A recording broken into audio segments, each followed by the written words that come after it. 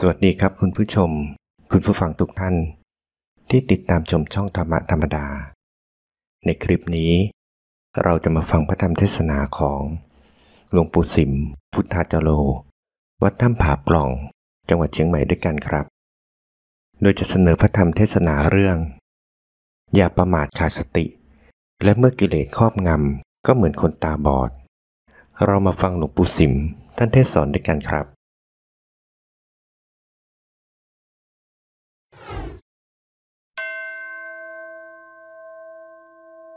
นะโมตัสสะภะคะวะโตอะระหะโตสัมมาสัมพุทธัสสะนะโมตัสสะภะคะวะโตอะระหะโตสัมมาสัมพุทธัสสะนะโมตัสสะภะคะวะโตอะระหะโตสัมมาสัมพุทธัสสะขอนอบน้อมแด่พระผู้มีพระภาคอรหันตสัมมาสัมพุทธเจ้าพระองค์นั้นการฟังธรรมก็ดีการนั่งสมาธิภาวนาหรือทำอะไรในทางพุทธศาสนานี้ท่านมักจะตั้งนะโมคำว่านะโมนั้นหมายถึงความเคารพของพวกเราทั้งหลายนอบน้อมกราบไหว้บูชาระลึกถึงพระพุทธองค์ผู้มีคุณแก่สัตว์โลกจึงมีวิธีตั้งนะโมนะโมจริงๆก็คือให้กายวาจาจิตของเราเป็นผู้ตั้งพระพุทธเจ้านั่นท่านตั้งจนหมดแล้วทุกสิ่งทุกอย่างเราทุกคนเนี่ยมันยังตั้งไม่อยู่ล้มลุกคลุกคลานฟุ้งซ่านรำคาญจึงต้องมีระเบียบแบบแผนธรรมเนียมมีการได้ยินได้ฟังมีการนั่งกรรมฐานนั่งสมาธิเป็นนโยบายเป็นอุบายฝึกตัวเองนั่นแหละให้เกิดความเชื่อความเลื่อมใสขึ้นมาในจิตในใจของเราความเชื่อความเลื่อมใสในใจนั้นยากที่มันจะเกิดมีขึ้นท่านให้ชื่อว่าศรัทธา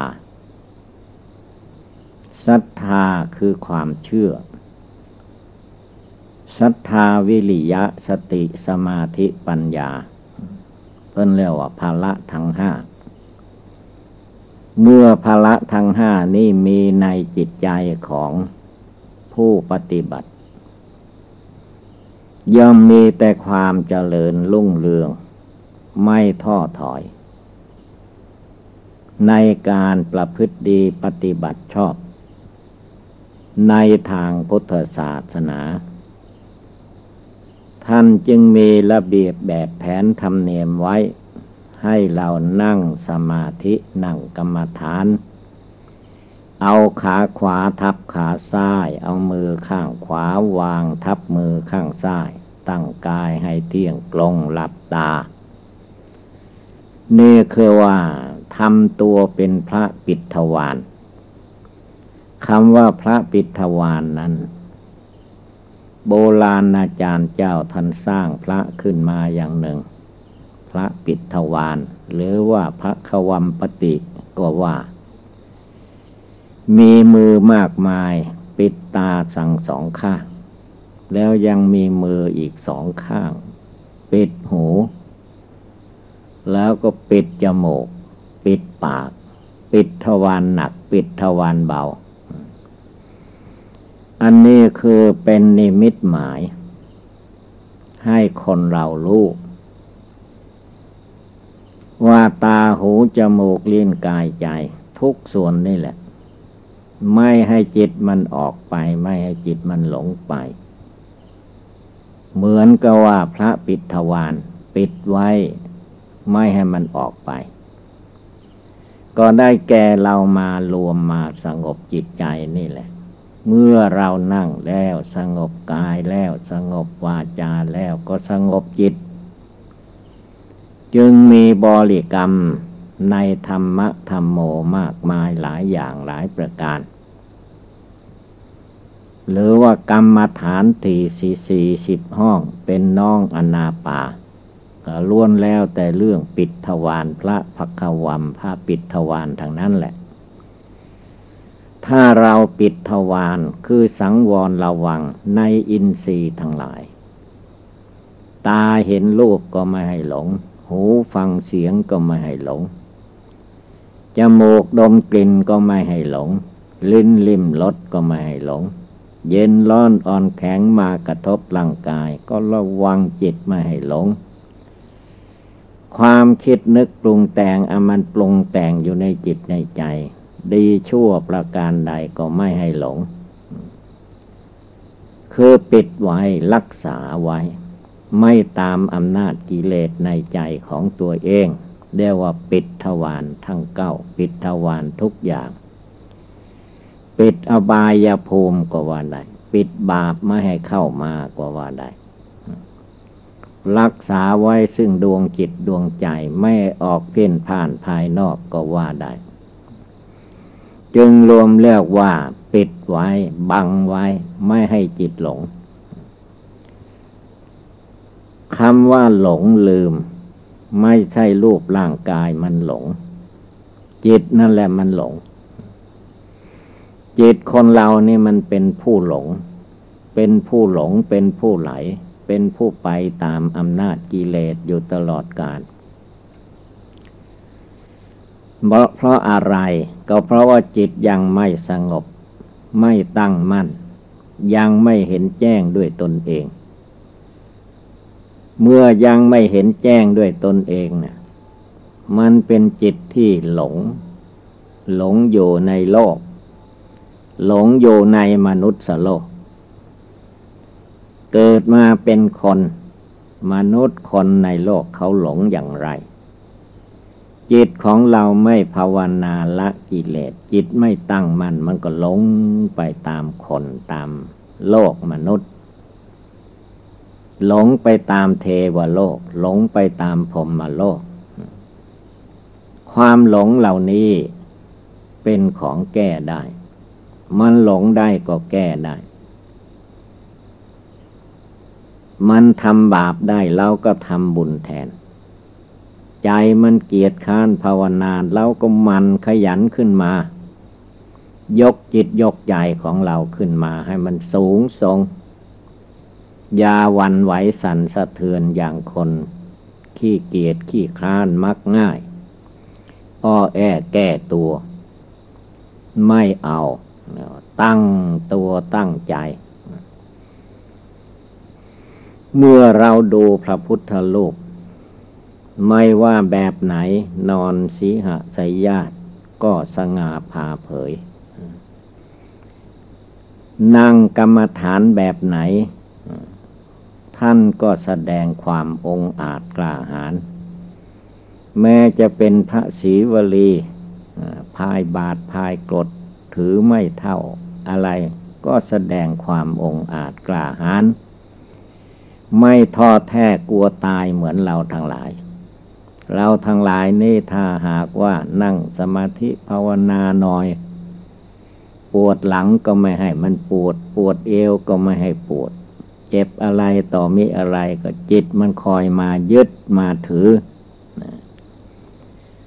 ไม่รู้จักปล่อยวางมันจึงเกิดความทุกข์ขึ้นมาในจิตในใจนั้นทุกข์ทั้งหลายแหล่ไม่ว่าทุกข์กายทุกข์ใจทุกข์นอกทุกข์ในทุกข์อะไรก็ตามถ้าเราดูผิวเผินเข้าใจว่าทุกข์มันอยู่ที่อื่นความจริงแล้วทุกข์ทั้งหลายมันมาอยู่ที่จิตที่เราภาวนาพุทโธพุทโธอยู่นั่นแหละมันมาอยู่ที่นี้เจ็บกายที่กรงไหนในร่างกายนี่มันก็มาเจ็บอยู่ในใจจิตมันเป็นผู้เจ็บถ้าเราถามดูในร่างกายสมมุติว่ามันเจ็บไข้ได้ป่วยอะไรเกิดขึ้นในร่างกาย ที่กลงมันเจ็บมันว่ามันเจ็บมันปวดไหมเฉยมันไม่ว่าแล้วใครเป็นผู้เจ็บก็จิตอันนี้แหละจิตไม่สงบจิตไม่เป็นดวงหนึ่งดวงเดียวจิตไม่เลิกไม่ละจิตไม่เสียสละอันนั้นล่ะมันตัวทุกข์ตัวเจ็บดูเวลาคนเราที่เขาตายไปแม้จะตายวันนั้นเผาวันนั้นก็ลองดูพอจิตนี้ออกหนีจากร่างกายแล้วรูปร่างกายยังมีอยู่ทุกอย่างหนังหุ้มอยู่เป็นที่สุดรอบมือเท่าร่างกายตัวตนเต็มบริบูรณ์ลองเอาขึ้นกองไฟจุดไฟขึ้นมันหนีไปไหมคนตายคนนั้นไม่หนีสู้พวกเจ้าทั้งหลายจะเผาข้าก็เผาไปเถอะมันว่าอย่างนั้นข้าไม่หนีข้ายอมให้ไฟนั่นแหละไหม้ทิ้งนั่นคือว่านั่นแหละคือจิตไม่อยู่นี่สมมติว่าก่อกองไฟจุดไฟให้ลุกแล้วมัดคนให้ขึ้นไปจิตใจยังอยู่มันไม่ยอมละมันจะดิ้นเอาจนดิ้นไม่ได้ละร้องเอาจนร้องไม่ออกละ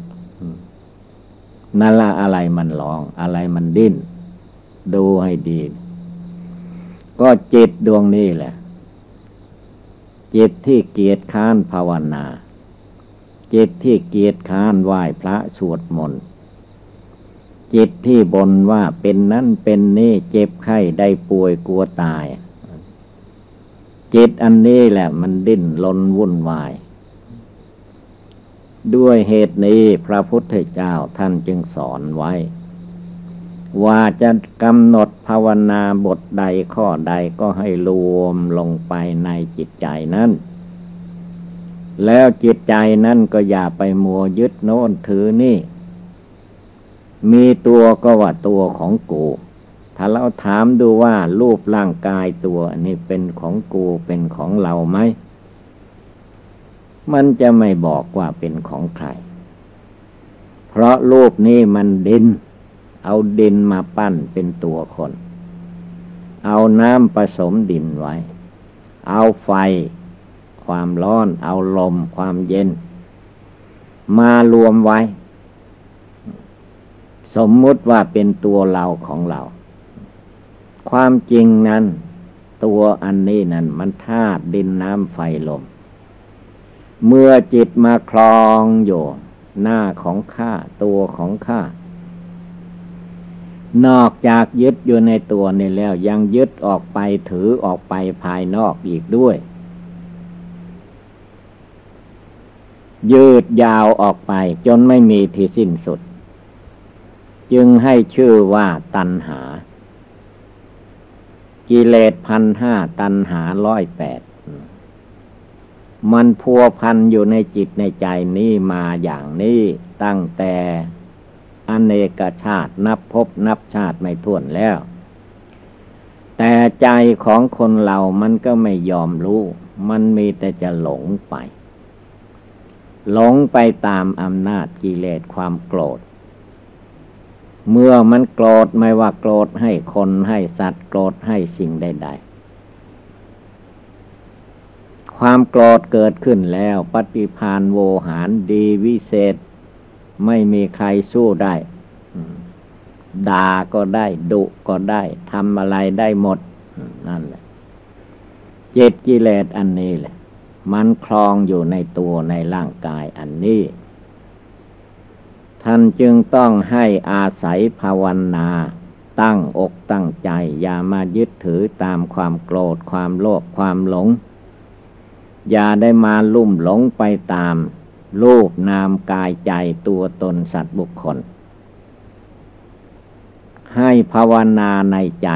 รวมจิตใจเข้าไปให้ได้อย่ามาหลงสมมุติสมมุติเขาสมมุติให้ว่าเกิดมาเป็นคนคนนี้เป็นชายท่านก็ไม่ให้หลงความเป็นชายคนนี้เป็นหญิง ท่านก็ไม่ให้หลงในภาวะเป็นหญิงคนนี้มาโกนผมโกนคิ้วเป็นพระเป็นเณรเป็นผ้าขาวนางชีท่านก็ไม่ให้หลงไม่ให้หลงว่าก้อนนี้เป็นตัวเราเป็นของเราให้เห็นเพียงว่าโลกเขาสมมุติว่าอย่างนั้นเองความจริงร่างกายสังขารอันนี้มันไม่ใช่ของใครเป็นของกลางโลกเป็นของโลกเขาคนเรายืมของโลกเขามาใช้มาประกอบคุณงามความดีทำชั่วทำบุญทำบาปใครจะมายึดมั่นถือมั่นว่าข้าพเจ้าเป็นนั่นเป็นนี่ก็ว่าไปเถอะเป็นอะไรมันก็ไม่พ้นความแก่ความชราเป็นอะไรมันก็ไม่พ้นจากความเจ็บไข้ได้ป่วยเป็นอะไรมันก็ไม่พ้นจากความตายความตายไม่มีใครพ้นได้ใครจะหลบหลีกไปเหนือไปใต้ไปที่ไหนก็ตามมักจะเข้าใจว่าเราพ้นจากความตายไปได้แท้จริงมันไม่พ้นแต่มันยังไม่ถึงเวลาเท่านั้นเวลานั้นใครจะไปกำหนดให้ก็ไม่ได้เวลาของใครทำบุญทำบาปดีชั่วไว้อย่างไรมันก็มาตามกฎเกณฑ์นั้นใครทำบาปหยาบช้าทารุณอายุสั้นพระลันตาย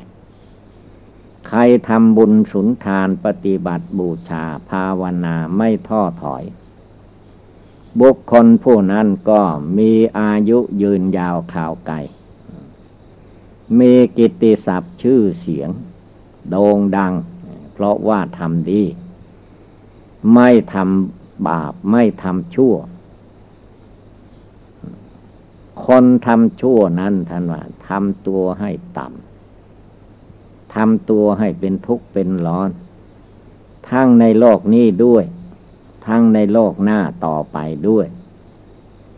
พระพุทธเจ้าพระองค์จึงสอนไม่ให้คนเราทำบาปให้ทำแต่สิ่งที่เป็นบุญเป็นกุศลบาปมันจะเกิดขึ้นทางกายเมื่อใดเวลาใดเราละทิ้งให้หมดกายไม่ฆ่าสัตว์ลักทรัพย์ไม่ประพฤติผิดในกามชื่อว่าละทิ้งหมดไม่ทำตามมีหน้าที่อย่างเดียวก็คือว่าภาวนาละกิเลสในจิตในใจให้หมดให้สิ้นเมื่อยังไม่หมดไม่สิ้นก็ทำจิตใจดวงนี้แหละให้สงบตั้งมั่นอย่าได้หวั่นไหวอย่าได้สั่นสะเทือนไปตามอำนาจกิเลสพระองค์เตือนไว้ว่าให้ภาวนาให้ได้ทุกลมหายใจไม่ว่าภาวนาบทใดข้อใดย่อมเป็นไปเพื่อความบรรลุมรรคผลเห็นแจ้งพระนิพพานได้ทุกอย่างถ้าหากว่าภาวนาทุกลมหายใจเข้าออกนึกถึงความตายได้ทุกลมหายใจยิ่งวิเศษเพราะว่าความตายนั้นไม่ใช่ว่าเรานึกถึงความตายมันจะตายเร็วเข้าไม่ใช่อย่างนั้นเป็นอุบายเตือนจิตที่ประมาทมัวเมาจิตเมื่อมันประมาทมัวเมาแล้วไม่นึกไม่เห็นความตายของตัวเองแม้คนอื่นจะตายกี่ร้อยกี่พันใจมันก็ไม่สลดสังเวชนั่นคือว่ามันไม่รู้สึกเราต้องนึกในใจเจริญในใจเตือนจิตใจดวงผู้รู้ภายในตัวภายในใจนี้ให้รู้สึกสำนึกในใจของตัวเองว่ามรณะคือความตายนี้มันขยับเข้ามาเลื่อนเข้ามาใกล้เข้ามาแม้จะยังเด็กเล็กอยู่มันก็ใกล้ประมาทเมื่อใด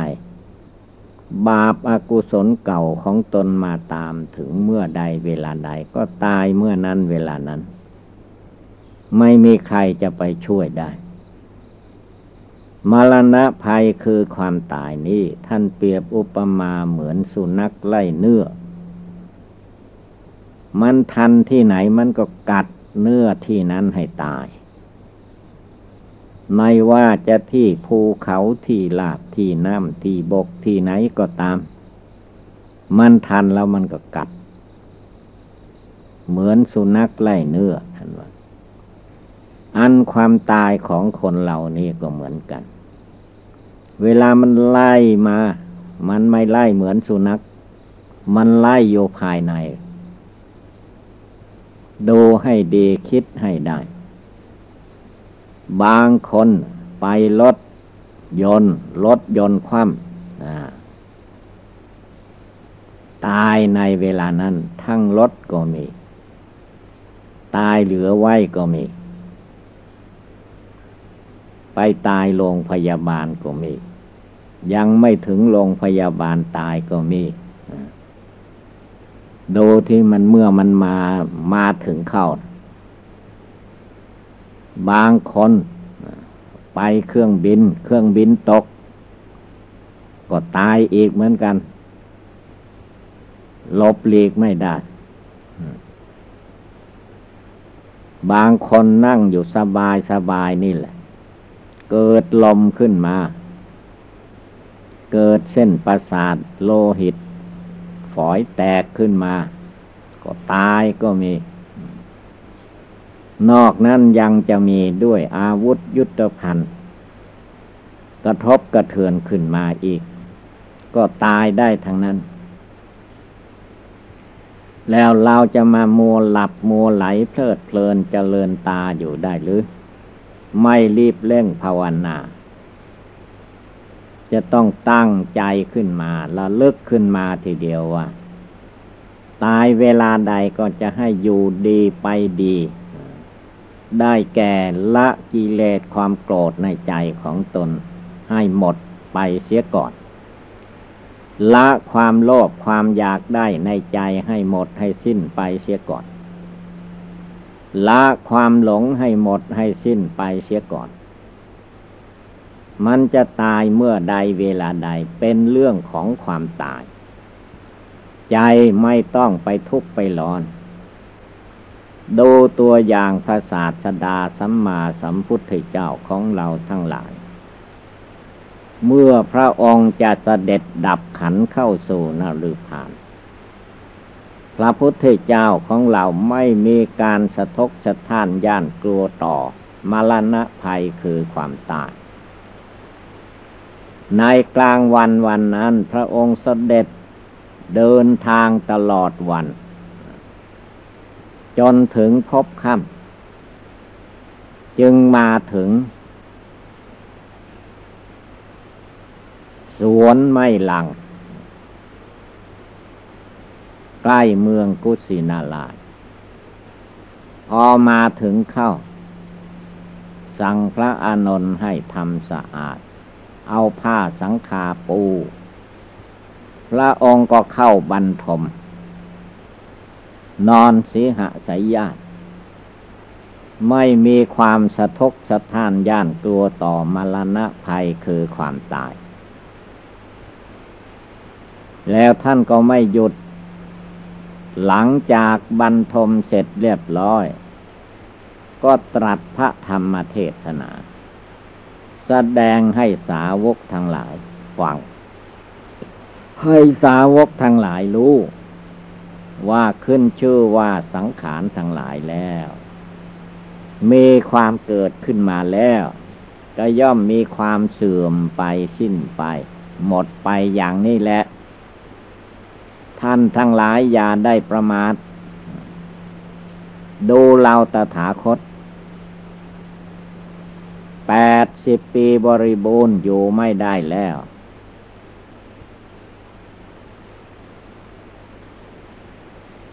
ภิกษุภิกษุณีอุบาสกอุบาสิกาดูเราตถาคตให้ดีว่ารูปประขันธ์นั้นไม่มีอะไรที่จะมาแก้ไขได้ ยาในโลกไม่มีประโยชน์อะไรเมื่อถึงคราวแล้วมันก็เป็นอย่างนี้ตลอดโลกพระองค์ไม่กลัวนอนสิหสายญาติร่างกายสังขารลุกไปมาไม่ได้แล้วแต่พระธรรมเทศนาพระองค์เทศตลอดคืนก็ว่าได้เทศนาสั่งสอนอย่างนั้นจวนจะสว่างพระพุทธเจ้าจึงได้เสด็จดับขันเข้าสู่นฤพานไปนอกนั่นมาก็ไม่มีลมหายใจแล้วไม่มีดวงจิตดวงวิญญาณของพระองค์อยู่แล้วเหลือแต่ธาตุดินล้วนๆเหลือแต่ธาตุน้ำล้วนๆเหลือแต่ธาตุไฟธาตุลมล้วนๆน้ำพระทัยใจพระพุทธเจ้าเรียกว่าขาวสะอาดนับตั้งแต่ได้ตรัสรู้พระอนุตตรสัมมาสัมโพธิญาณภายใต้ต้นไมโพแล้วน้ำพระทัยใจพระพุทธเจ้าไม่ทุกข์ร้อนเหมือนพวกเราทั้งหลายนั่นละใจพระพุทธเจ้ามันใสสะอาดไม่ไปเก็บเอาขี้ปลาทูปูเค็มอย่างพวกเราทั้งหลายมาไว้ในอกในใจดีใจท่านก็ไม่เอาเสียใจท่านก็ไม่เกี่ยวภาวนาแบบบริสุทธิ์หลุดพ้นจากกิเลสหลุดพ้นจากมนุษย์โลกหลุดพ้นจากเทวโลกหลุดพ้นจากพรหมโลกโลกใดก็ตามจิตพระองค์ไม่ยินดียินร้ายไม่กลับกอกหลอกลวงไม่กลับมาอีกแล้วพอแล้วหยุดแล้วไม่มาเกิดแก่เจ็บตายวุ่นวายด้วยการกินการนอนอย่างโลกนี้ต่อมาอีกแล้วนั่นคือน้ำพระทัยใจพระพุทธเจ้าไม่มาส่วนธาตุดินธาตุน้ำธาตุไฟธาตุลมเมื่อถวายพระเพลิงเผาไฟแล้วมันก็ลงเป็นดินดินมันก็ลงเป็นดินธาตุน้ำก็ไปสู่ธาตุน้ำธาตุไฟก็ไปสู่ธาตุไฟธาตุลมก็ไปสู่ธาตุลมมโนธาตุธาตุจิตธาตุใจของพระองค์ก็เสด็จดับขันเข้าสู่นฤพานอันเป็นสถานที่ไม่มีทุกข์มีแต่สุขจิตสุขใจอย่างเดียวจึงมีคำว่า นิพพานังปรมังสุขขังนิพพานนั้นเป็นสุขอย่างเดียวไม่มีทุกข์นิพพานังปรมังสูญอย่างนิพพานนั้นสูญสิ้นกิเลสราคะโทสะโมหะหมดไปไม่มีกิเลสกองไหนที่จะมาทำให้จิตใจของพระองค์มาทุกข์มาเดือดร้อนอีกเรียกว่าดวงใจของท่านถึงแล้วซึ่งนิพพานอยู่แล้วในนิพพานไม่ต้องมาเป็นทุกข์อย่างพวกเราทั้งหลายพวกเราทั้งหลายจิตไม่ภาวนาไม่ละกิเลสให้หมดสิ้นเมตตาก็เจ็บตาเป็นทุกข์ตาบนเพ้อลำไรอยู่มีหูก็ต้องมีโรคในหูเป็นทุกข์กับหูอยู่ตลอดกาลมีจมูกมีดังก็เป็นทุกข์ตามจมูกมีปากมีลิ้นมีเขี้ยวมีฟันก็เป็นทุกข์กับปากกับลิ้นกับเขี้ยวกับฟันเป็นทุกข์เพราะกินเป็นทุกข์เพราะถ่ายทุกข์เหล่านี้เราท่านทั้งหลายเป็นผู้มีอยู่ตลอดเวลา เหตุนั้นต้องภาวนาเพียรเพ่งดูให้เห็นแจ้งด้วยปัญญาอันชอบอย่ามาหลงยึดหน้าถือตามายึดตัวถือตนยึดชาติยึดตระกูลยึดสมมุตินิยมอันนี้โลกนี้เป็นโลกสมมุติยังไม่ตายเขาก็สมมุติให้เป็นนั้นเป็นนี่เป็นอะไรต่อมิอะไรเป็นอะไรก็มันเป็นตายนั่นแหละเป็นชราพยาธิมรณะนั่นแหละอย่ามายินดีพอใจเพลิดเพลินอยู่แค่ที่เป็นอยู่จงทำความรู้แจ้งแทงตลอดภายในจิตใจของเราอีกส่วนหนึ่งส่วนพระพุทธเจ้าพระอรหันตาเจ้าทั้งหลายอันนั้นไม่ต้องไปช่วยท่านท่านช่วยตัวท่านเองได้แล้วกิเลสราคะท่านละหมดแล้วกิเลสโทสะโมหะท่านเลิกละหมดแล้วทั้งพระพุทธเจ้าทั้งพระปัจเจกพุทธเจ้าทั้งพระอรหันตาขีณาสพท่านเลิกท่านละท่านเบื่อท่านหน่ายท่านคลายออกมาหมดแล้วทิ้งแล้ววางแล้วปล่อยแล้วยังเหลือแต่พวกเรามันยังไม่ยอมปล่อยไม่ยอมวางไม่ยอมภาวนามักจะอ้างการอ้างเวลาอยู่ฝนตกก็ภาวนาไม่ได้ฝนไม่ตกก็ภาวนาไม่ได้แดดออกก็ภาวนาไม่ได้แดดไม่ออกก็ภาวนาไม่ได้ลมพัดก็ภาวนาไม่ได้ลมไม่พัดก็ภาวนาไม่ได้ได้กินดีอยู่ดีก็ภาวนาไม่ได้ไม่ได้กินตัวภาวนาไม่ได้อะไรมันมีแต่อุปสรรคขัดข้องเวลานั่งภาวนาท่านจึงให้เลิกละให้มันหมดความห่วงความอาลัยคนโน้นคนนี้ไม่ให้มีเกิดมาคนละครั้งละคราวเวลาตายไปเราจะเอาคนโน้นคนนี้ไปได้ที่ไหนไม่เห็นหรือเขาตายโลกนี้เพื่อนกินหาได้ง่ายเพื่อนตายหาได้ยากเวลาจะกินเขามีเพื่อนกินอะไรขอให้ข้าได้กินด้วยคันเวลาเราตายเขาไม่เกี่ยวแกตายก็ตายไปคนเดียวตายข้าไม่ตายด้วยกินข้าเอาด้วยตายข้าไม่เอาอย่างนี้เรียกว่าจิตใจอย่าไปพึ่งใครไม่มีที่พึ่งอื่นที่พึ่งอื่นของข้าพเจ้าไม่มีพุทโธเมสรณังวลังพระพุทธเจ้าเป็นที่พึ่ง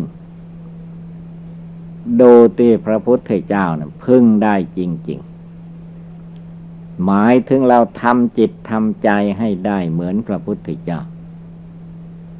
นั่งก็พึ่งได้นอนก็พึ่งได้ยังมีชีวิตอยู่กี่ร้อยปีก็พึ่งได้ตายไปก็พึ่งได้เรียกว่าสรณะภายในใจสงบตั้งมั่นใจไม่หวั่นไหวใจแน่วแน่เป็นดวงเดียวใจรู้แจ้งในธาตุดินธาตุน้ำธาตุไฟธาตุลมใจรู้แจ้งในกิเลสตัณหามานะทิฏฐิใจเลิกละตัณหาในจิตในใจออกไปให้หมดสิ้นไม่มีห่วงหน้าไม่มีห่วงหลังไม่มีวิตกวิจารฟุ้งซ่านรำคาญไปตามคนสัตว์วัตถุธาตุทั้งหลายตัวเราตายก็ไม่ร้องไห้คนอื่นตายก็ไม่ร้องไห้ไม่เศร้าโศกเสียใจความเป็นความตายมันเป็นธรรมดาของโลกประขันมีโลกประขันที่ไหนมันก็มีแตกมีตายเป็นอยู่อย่างนี้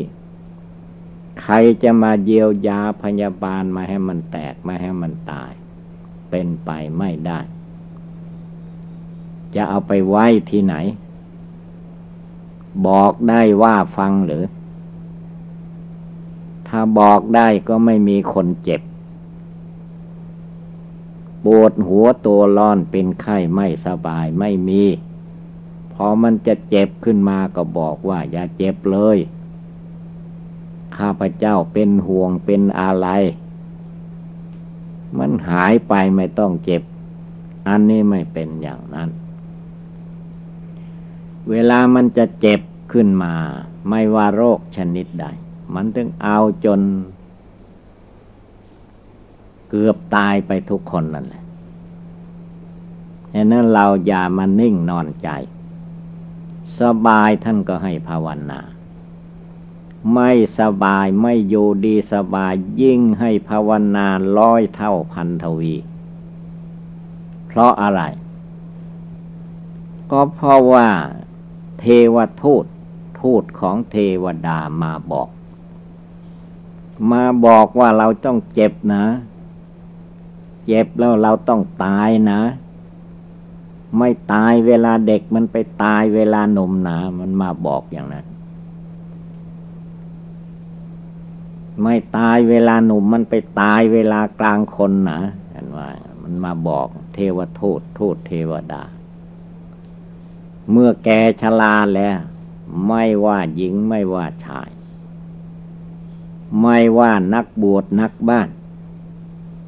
ตายได้ทุกเวลาตายได้ทุกลมหายใจเข้าตายได้ทุกลมหายใจออกเราจะมานิ่งนอนใจอยู่ได้หรือ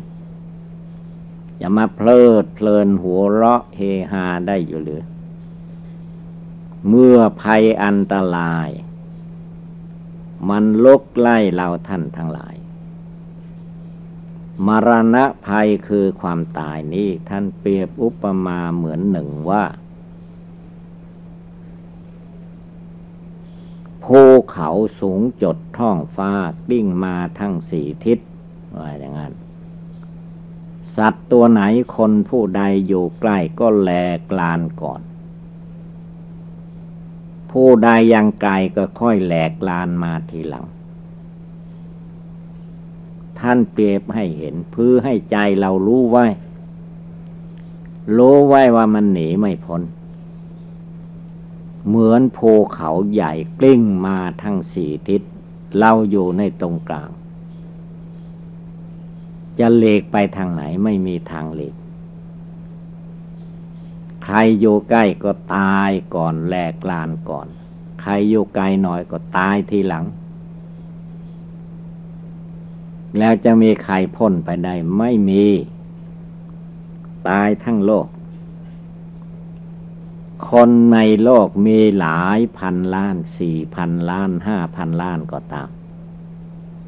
เมื่อมรณะภัยคือความตายมาถึงเข้าตายทั้งนั้นไม่มีใครเหลื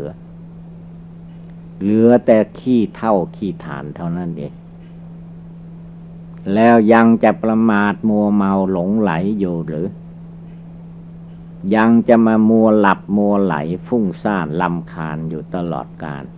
ไม่สมควรต้องเร่งรีบเร่งรีบก็คือว่าตั้งใจภาวนาพุทโธในใจ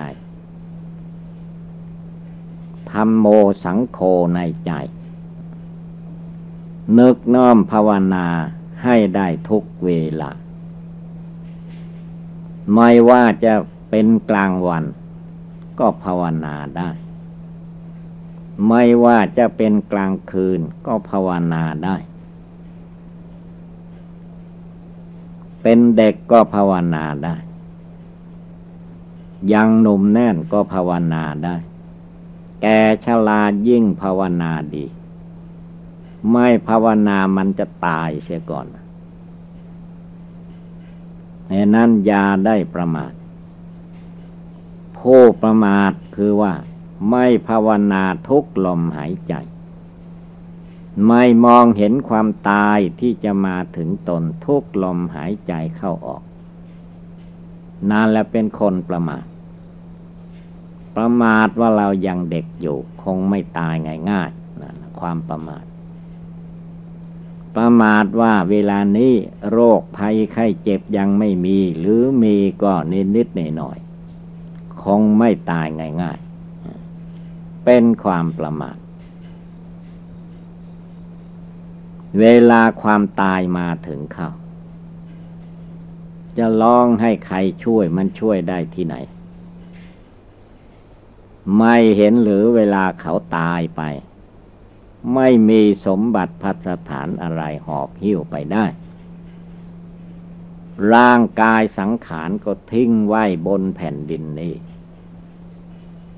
เมื่อมาเกิดเล่ามีใครหอบสมบัติภัสถานมาจากภพก่อนหนหลังโน้นแบกทรัพย์สินเงินทองวัตถุเข้าของมาไหมเวลาเกิดก็ไม่มีอะไรมีแต่หนังหุ้มกระดูกทุกคนมาเท่านี้แหละผ้าผ่อนท่อนสบายแม้สักชิ้นเดียวปกกายมาก็ไม่มีทำไมเมื่อใหญ่แล้วจึงดิ้นรนวุ่นวายกระสับกระส่ายไม่ละกิเลสความโกรธในใจนี้ให้หมดไปไม่ละความโลภในใจให้มันหมดละให้มันหมดวางให้มันหมดละความหลงในจิตในใจให้มันหมดใสสะอาดปราศจากมลทินโทษทั้งหลายไม่ให้ใจเล่าร้อนวุ่นวายสงบนิ่งแน่วเป็นดวงเดียวเอกังจิตตังเป็นจิตดวงเดียวเอโกธัมโมเป็นธรรมดวงเดียวเอโกปุริโสเป็นชายคนเดียวเป็นหญิงคนเดียวเป็นใจดวงเดียวแน่วแน่มั่นคงเมื่อเกิดมาเราไม่มีอะไรติดตัวมาเมื่อตายไปเอาใครไปไม่ได้จะมาห่วงอะไรอยู่ในกองกระดูกนี้ทำไมไม่ลุกขึ้นภาวนาไม่ทำความเพียรให้เต็มกำลังความสามารถมาหลงยึดหน้าถือตายึดตัวถือตนอยู่ทำไมให้พากันตั้งใจคำว่าตั้งใจนะมันตั้งหมดทุกอย่างนั่นแหละกายก็ตั้งวาจาก็ตั้งตาหูจมูกลิ้นกายจะมันตั้งทั้งหมดนะเมื่อมันตั้งทั้งหมดแล้วมันจะหลงไหลไปได้อย่างไรไม่มีทางที่มันตั้งไม่ได้นะมันล้มลุกคุกคานอยู่ตลอดกาลพุทโธไม่อยู่ในใจธัมโมไม่อยู่ในตัวสังโฆไม่อยู่ในจิตในใจเมื่อใจไม่ตั้งใจไม่ภาวนามันก็เหลวไหลเหลวแหลกใจไม่ตั้งใจไม่เอาหนักก็ไม่เอาเบาก็ไม่สู้หนักก็ว่าหนักไม่ไหวเบาให้นั่งหลับตาภาวนาพุทโธพุทโธเบาก็ไม่สู้อีกนี่แหละคือว่าใจหลงใจมารใจกิเลสใจกิเลสตัณหามานะทิฏฐินี่พระพุทธเจ้าสอนสาวกในครั้งพุทธกาลท่านให้ละทิ้งอย่ามายึดเอาถือเอาไม่ให้มาติดชาติติดตระกูลไม่ให้มาติดตัวติดตนติดสมมุติต่างๆท่านให้ภาวนาลูกเดียวท่านให้ละกิเลสให้มันเบาไปบางไปหมดไปสิ้นไปก่อนชีวิตจะแตกดับตายไปให้ละกิเลสความโกรธให้หมดไปละกิเลสความโลภความหลงให้หมดไปสิ้นไปจิตใจจะได้เข้าถึงความสงบระงับเยือกเย็น ในกายวาจาจิตของตัวเองเหตุนั้นต่อไปอย่าเป็นคนประมาทเราเคยประมาทมัวเมามาแล้วอย่างนี้นับไม่ถ้วนแล้วในชาตินี้ก็มีแต่ความประมาทมัวเมาในชาติก่อนหนหลังก็มีแต่ความประมาทมัวเมาแล้วยังจะประมาทมัวเมาไปถึงไหนความตายมันใกล้เข้ามาความแก่ชรามันใกล้เข้ามาความเจ็บไข้ได้ป่วยมันมาเตือนจิตใจเราอยู่ทุกวันคืนนั่นอย่าได้ประมาทผู้ประมาทเหมือนคนตายคนที่ตายแล้วทำอะไรไม่ได้นั่งภาวนาไม่ได้เดินจมกรมไม่ได้ฟังธรรมไม่รู้เรื่องนั่นคือคนตายเมื่อพวกเรายังไม่ถึงขั้นแตกตายให้รีบสดับรับฟังจดจำธรรมะคำสั่งสอนได้แล้วก็นำไปประพฤติปฏิบัติให้เกิดความสงบสุขเยือกเย็นเห็นจริงเห็นแจ้งในทุกข์ภัยในวัฏฏะสงสารจะได้เลิกละกิเลสให้มันหมดไปสิ้นไปก่อนความตายจะมาถึงเข้าไม่มีใครจะมาช่วยตัวเราได้ดีเท่ากับจิตใจของเราได้เลยผู้ภาวนาอยู่นั่งโยก็ภาวนานั่นแหละช่วยตัวเองนอนโยก็ภาวนานั่นแหละช่วยตัวเอง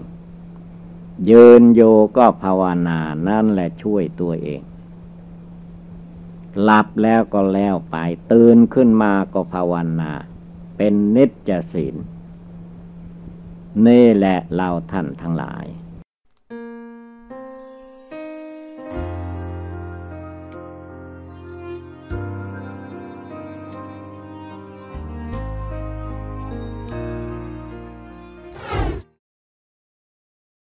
ณโอกาสนี้ไปเป็นโอกาสอันดีที่เราทุกคนยังมีชีวิตอยู่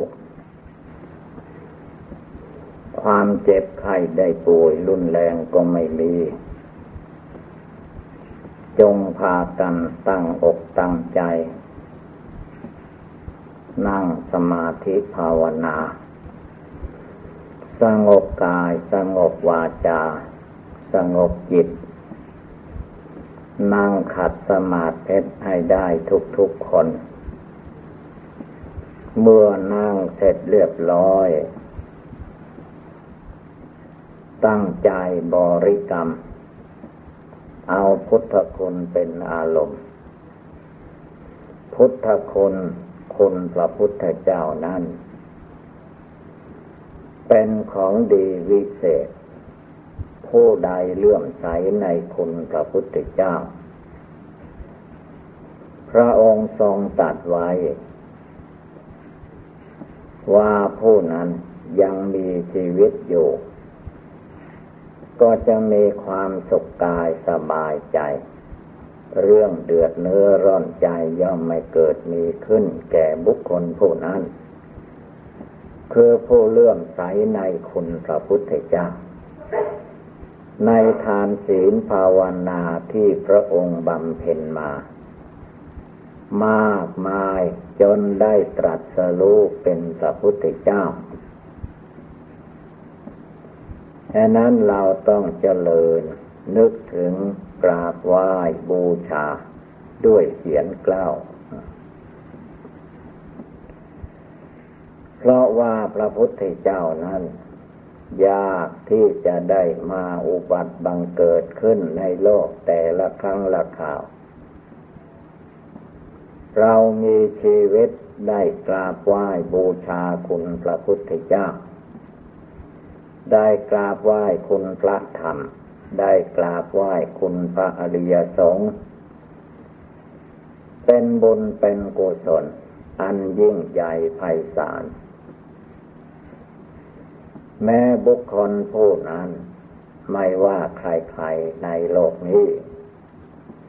เขาตายไปเมื่อใดเวลาใดก็จะไม่ไปโสอบายไม่ไปเกิดเป็นสัตว์สิ่งเดรัจฉานเขาเหล่านั้นจะไปสู่สวรรค์เทวโลกพรหมโลกจนถึงนิพพาน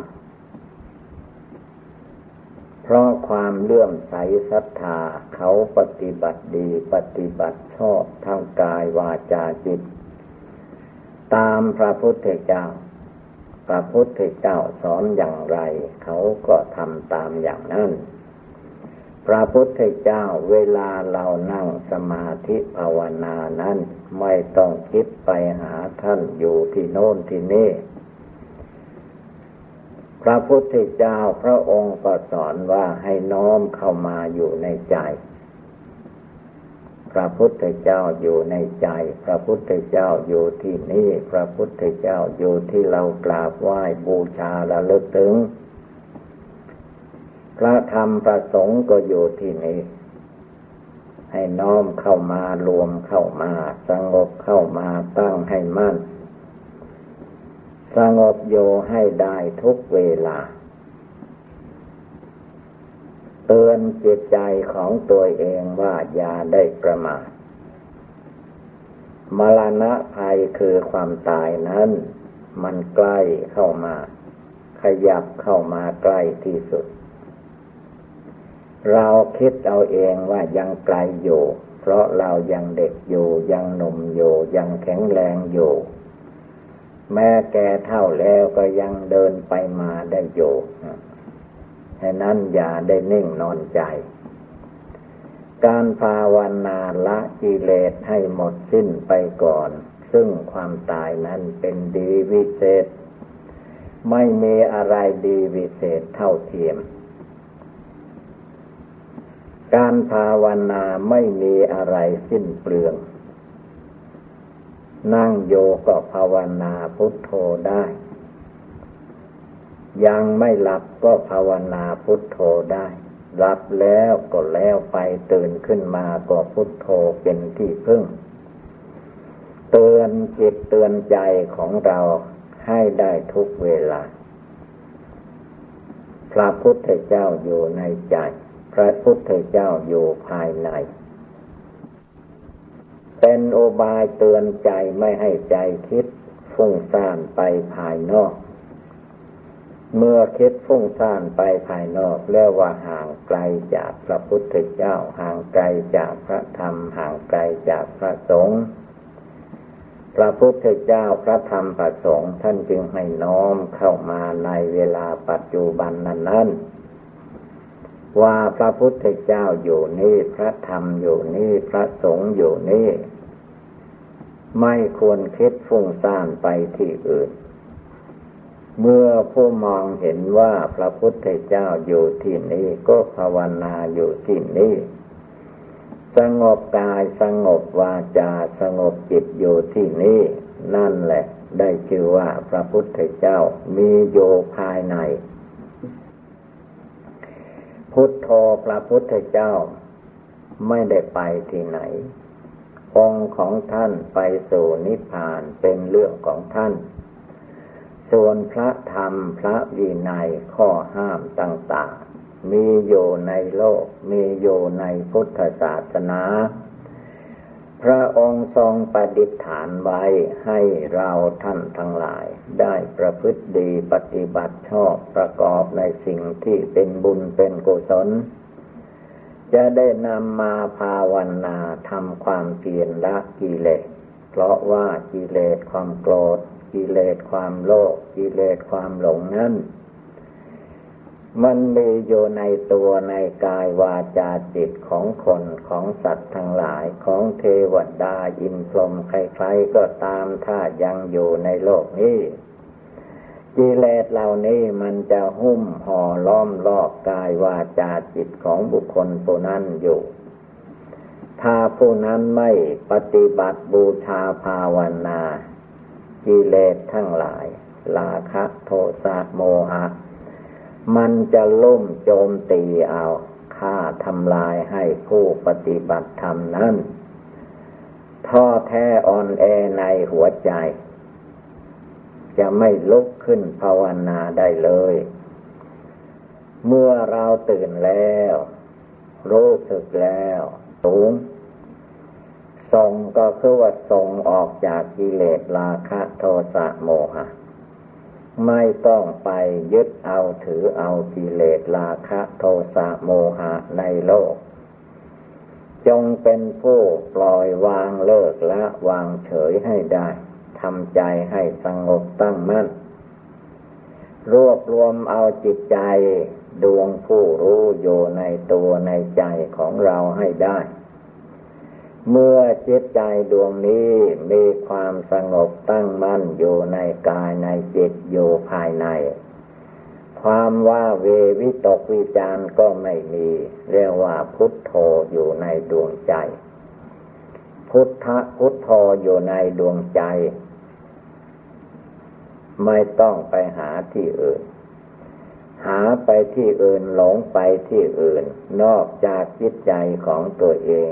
ชื่อว่าเป็นคนหลงคนพาลคนเมาคนไม่ภาวนาคนไม่ตั้งอกตั้งใจ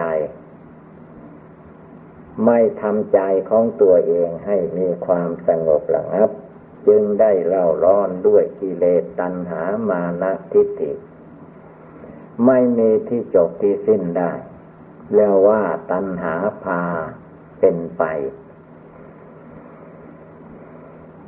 ในใจมนุษย์คนเราคือกามตัณหาความรักใคร่พอใจในกามทั้งหลายภาวะตัณหาความยินดีพอใจในภพต่างๆในที่อยู่อาศัยวิภาวะตัณหาเรียกว่าตัณหาไม่อยากเป็นโน่นเป็นนี้อะไรตอนนี้อะไรมันจุกจิกอยู่ตลอดกาลไม่เลิกละไม่ตัดให้มันขาดเมื่อตัณหาเหล่านี้มันไม่ขาดสะบั้นหั่นแหลกลงไปแล้วที่เศร้าเหงานอนก็อยู่ที่นั้นฟุ้งซ่านรำคาญก็อยู่ที่นั้นกามฉันท์ก็อยู่ที่นั้นพยาบาทก็อยู่ที่นั้นถีนมิทธะความง่วงเหงาหาวนอนก็อยู่ที่ใจ ความสงสัยในธรรมความสงสัยในโลกก็สงสัยอยู่อย่างนั้นเพราะว่ากิเลสนิวรณ์มันมีอยู่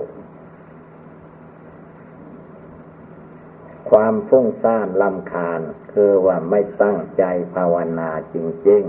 ๆถ้าตั้งใจภาวนาจริงๆนึกเอาพุทธคุณทุกลมหายใจเข้าทุกลมหายใจออกอยู่จะไปวุ่นวายอะไรภายนอกนั้นพุทโธอยู่ที่นี่พุทโธอยู่ที่ใจ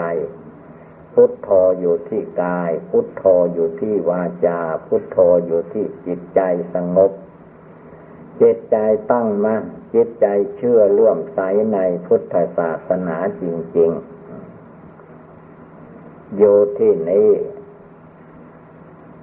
ปัจจตังเวทิตโพวินโยหิวินโยชนทั้งหลายผู้ปฏิบัติทั้งหลายพึ่งรู้แจ้งปัจจตังจำเพาะจิต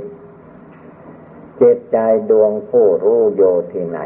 ก็ต้องมาสงบระงับอยู่ที่นี้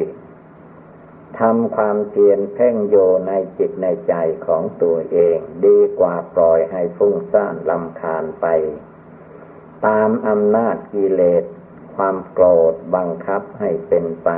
กิเลสความโลภบังคับให้เป็นไปกิเลสความหลงบังคับให้เป็นไปคือไม่ตั้งใจรวบรวมจิตใจของตัวเองจิตใจมันก็ไม่มีทางสงบระงับได้ถ้าหากว่ารวบรวมกำลังเข้ามาตั้งภายในพุทโธให้ได้ทุกลมหายใจเข้าหายใจออก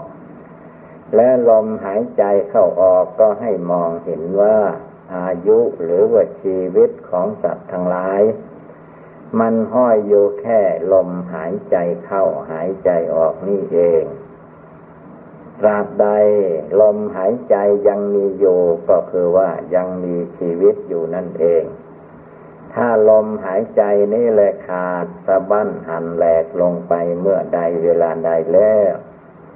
บุคคลผู้นั้นก็จะเหลือแต่สิ่งปฏิกูลเปื่อยเน่าผุพังเท่านั้นเองพุทโธไม่ใช่อยู่อนาคตพุทโธไม่ใช่อยู่อดีตพุทโธอยู่ในปัจจุบันพุทโธมีอยู่เดี๋ยวนี้ขณะนี้แล้วกราบไหว้บูชาพุทโธอยู่ในดวงใจเมื่อพุทโธอยู่ในดวงใจใจของเราก็ให้มาอยู่ในเนื้อในตัวในจิตในใจนี้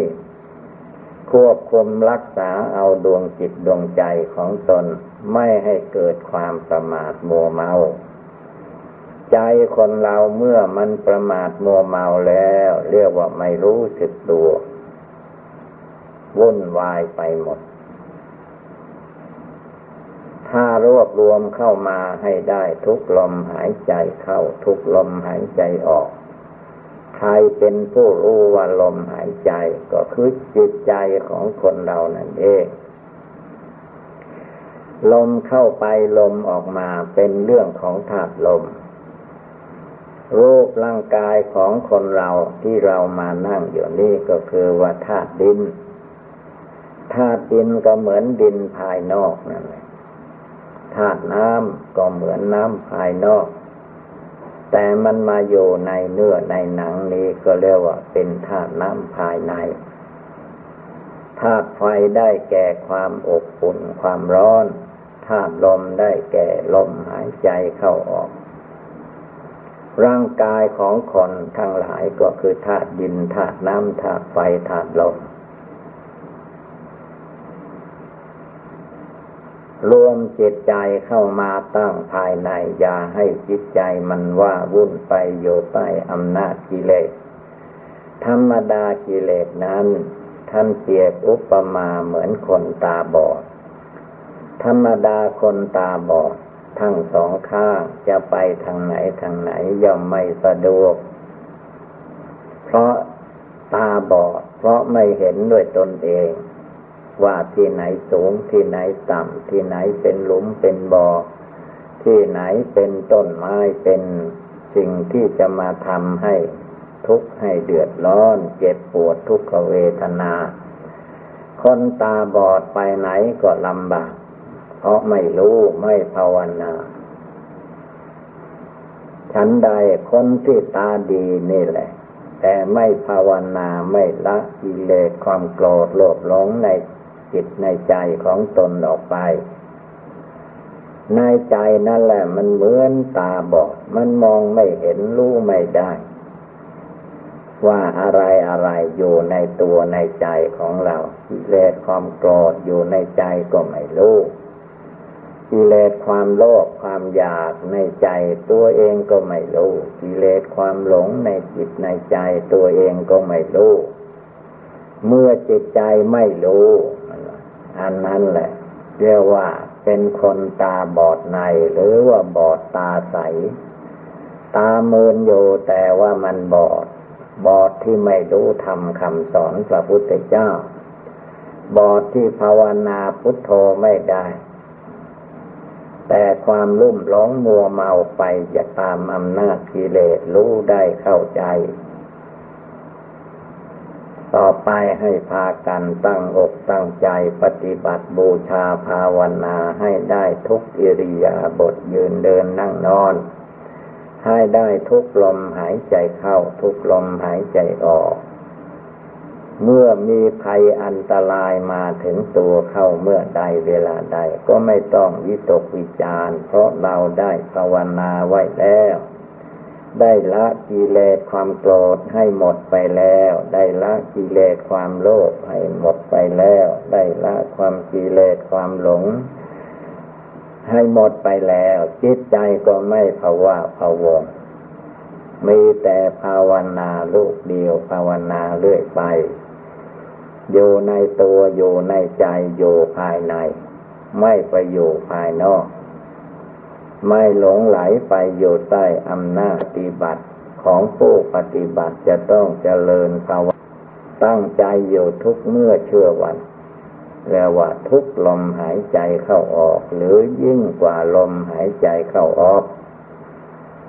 จิตใจของผู้นั้นก็จะพ้นจากความทุกข์ความเล่าร้อนด้วยกิเลสตัณหามานะทิฏฐิ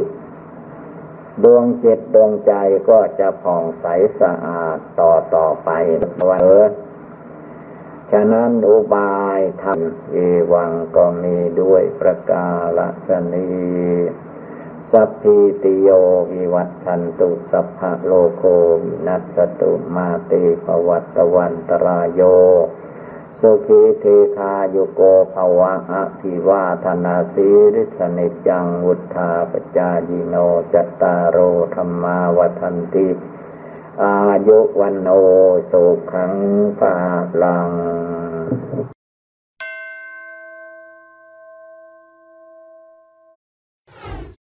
วันเวลาที่หมดสิ้นไป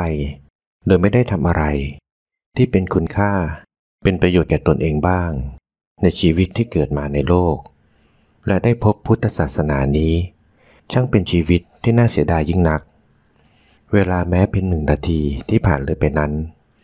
แม้ว่าจะทุ่มเงินจำนวนมหาศาลสัก10 ล้าน100 ล้านก็ไม่สามารถซื้อคืนกลับมาได้ฉะนั้นสิ่งที่น่าเสียดายในโลกนี้จะมีอะไรน่าเสียดายเท่ากับปล่อยให้วันเวลาผ่านเลยไปโดยเปล่าประโยชน์แม้นว่าเพียงแค่นาทีเดียวโอวาทธรรมหลวงปู่สิมพุทธาจโรขอขอบคุณทุกท่านที่ได้สนับสนุนช่อง YouTube ธรรมะธรรมดาด้วยครับทุกครั้งที่ท่านดูอย่าลืมช่วยกันกดไลค์กดแชร์เพื่อเป็นการทำให้คลิปธรรมะของเราได้มีการเผยแพร่ออกไปมากขึ้นและที่สำคัญอย่าลืมกดติดตามช่องธรรมะธรรมดาด้วยนะครับขออนุโมทนาบุญกับทุกท่านที่ร่วมรับฟังด้วยกันครับสาธุ